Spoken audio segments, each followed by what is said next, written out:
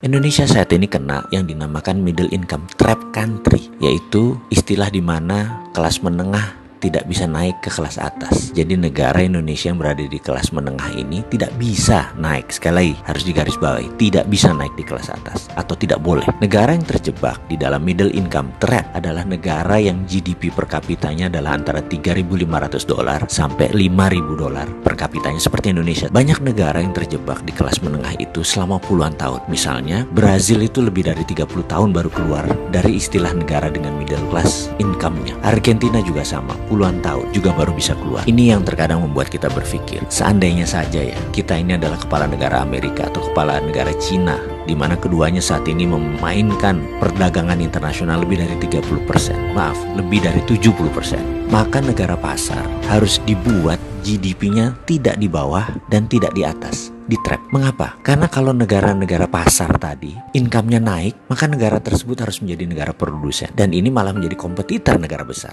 Nggak boleh. Jadi nggak boleh negara tersebut jadi produsen. Kalau negara tersebut miskin, misalnya GDP-nya di bawah 1.000 per kapita, mereka nggak mampu beli barang Cina dan beli barang Amerika, dan kedua negara itu nggak mau membuat negara tersebut miskin. Makanya negara-negara market harus dijebak di tengah. Cara trapnya bagaimana dan mengapa harus di trap atau dijebak? Biasanya negara yang berpenduduk besar yang dijebak di tengah oleh negara kapitalis. Caranya dengan jangan jadikan mereka negara produsen dan manufaktur. Kedua, jangan jadikan mereka swasembada pangan. Terakhir, jangan mereka bisa mengendalikan energi. Ada sebuah perkataan dari Menteri Luar Negeri Amerika dulu namanya Henry Kissinger. You control the food, you control the people.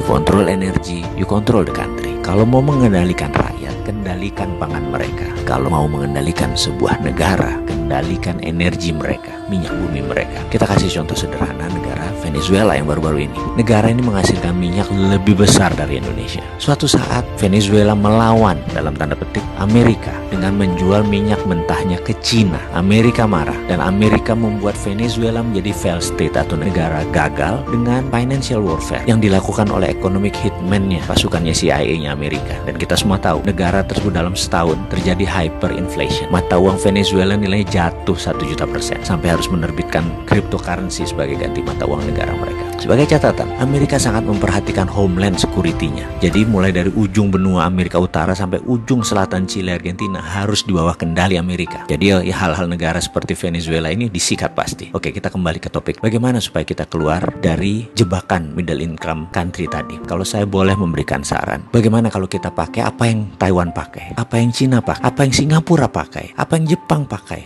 waktu di trap dulu, yaitu dengan TINA. Pasti paham kan, wahai pengelola negara, paham TINA.